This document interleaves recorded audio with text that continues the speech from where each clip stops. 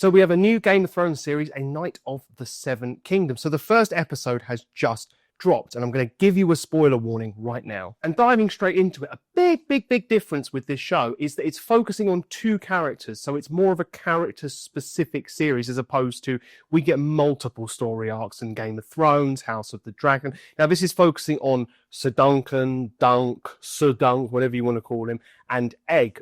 We all know who Egg's going to turn out to be, or most of you do. I won't actually spoil that if you don't know. But this is set about 90 years before Game of Thrones. Now, totally get the start of this series where it's like, oh, Dunk's mentor has died and he's burying him. It's not very, it's showing that he basically has very little apart from his 3 horses. He makes the point of, I could live like a king if I sold you.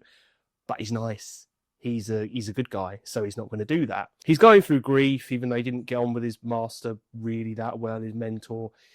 But he learned a lot. He's now in a crossroads in his life. What is he going to do? The music starts playing, which is not very Game of Thrones in the, I can do this, I can do that, I could be a hero. That's not very Game of Thrones in itself. So I felt a bit off, but okay. But then, pardon my French, the projectile shitting as the awkward joke, it didn't really land to me. It's like, so this is adult Marvel now? Like, this just doesn't fit with it. And then as well, later on when he was trying to enter the tourney, and he goes and talks to the master upstairs, and it's just like, it's that awkward, it's not projectile shitting, but it's like, it's just awkward, that awkward Marvel humor, and it just works for Marvel.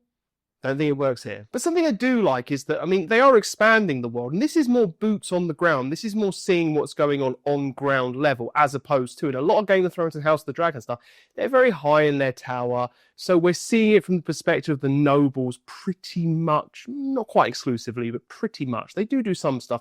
But this is going to see it more from ordinary people's perspective, I think. Not totally. There are nobles in here. We're seeing it from their perspective, but there's at least more of a contrast. And it was a bit of a shame that we only got one episode to open, because in the new world and the new series you're trying to get over, I just think that second episode can make a hell of a difference. Despite not having seen it, I just think it helps you get into it a bit more. And this isn't a big problem, but the whole when he meets Egg at the tavern, and you know you're going to go through the, no, you can't join. No, you can't go with me. I'll get a clip round the ear hole. No, you can't. It's not happening. It's happening, but under very specific, strict conditions. And it's like, yeah, there's not a lot you can do with that. It worked. They did it well in a generic way, but you know you're going through that charade. And something that Duncan needed was to be vouched for at the tournament. So when we went through that, and we got to see how out of touch some of the ladies hanging around with the nobles, just the people who are at the tournament are entitled. We got to see that difference. I just didn't care. And Manfred, oh boy, Manfred took the biscuit. I mean, he literally was just, your master? Who was he? I don't care. And it was obviously naive of Duncan to think that he would remember, when the one point he made that was true was, I've got literally hundreds of men that do loads of stuff all the time, and my family have. So that is true from his perspective, except that he didn't care, because anyone who had any modicum of sense or wanted to gain loyalty from people, as opposed to, you are loyal because the system says you are loyal.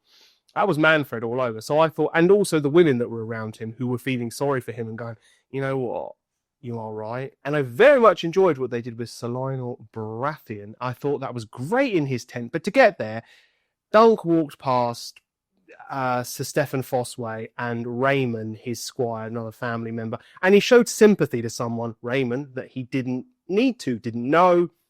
But it gets Duncan over. That's fine. That does the job.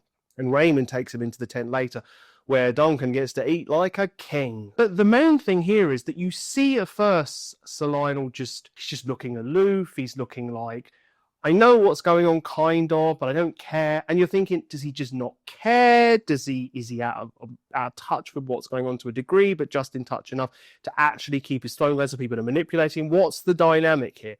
And as you find out later, especially when you go through the normal, like he goes up with his pastry or whatever he had, or dessert, and, Sir Lionel's doing the whole, I'm going to be scary, and what are you doing here? Even this person gave me a gift. I might kill you. Oh, actually, you're telling me how it is. I like you. Which immediately shows that he's not completely out of touch, and his brain does work, and he's like, yeah, you're being polite and respectful in a way, but you're a fool, but you're not actually terrified of me in a way where you're not going to tell me the truth. That was a nice touch, because he probably doesn't have a lot of people who do that. And then seeing Sir Lionel being it's very clear that he's just, it's a party, I don't care, you're all here to kiss my ass, and I'm aware of that. But you can see the intelligence of how he could run his house and actually be reasonably effective at it, because he seems to see through the BS is the thing.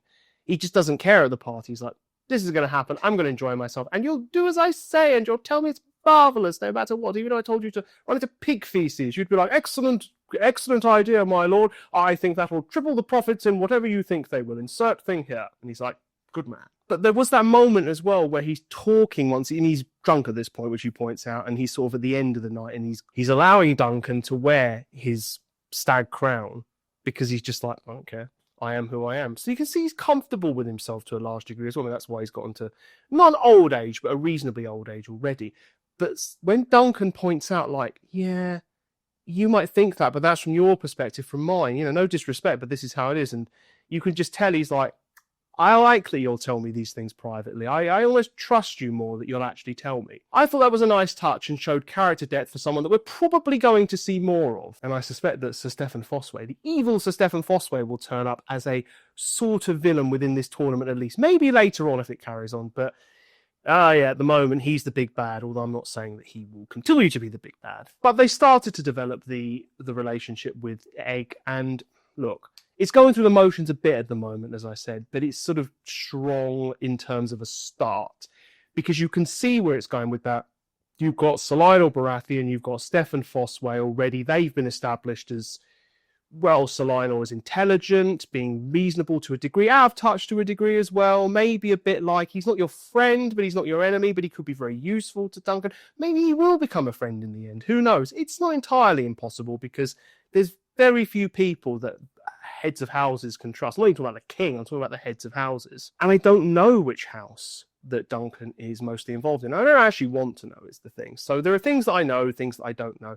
So it's a very interesting series from that perspective, but we know ultimately where this is going. And a series like that, it has to keep you involved just that bit more. Prequels are easier in the sense of that it's already written and they know where they're going and they just have to colour it in. But it's harder to keep your attention if you know roughly where it's going, because you can't have those surprise moments that you can have with something that's going into the future where you really don't know where it's going. So it's one episode. I'm sceptical about the comedy, to say the least, the awkward stuff, but they've built some decent characters. You can see how we're going to care about them. Let's see how this progresses over the weeks. I'm quite hopeful. But if it all goes wrong, we've got House of the Dragon this year anyway. We only have to wait till 2027. But what did you think? Did you enjoy A Night of the Seven Kingdoms? Perhaps you think this is the wrong kind of series to do because we've only got a limited time in Westeros. But I enjoyed it personally. Let me know in the comments below. Please like, subscribe, ring the bell, all that good stuff. If you want more content from this channel, your support is appreciated. And until next time, I'll see you later.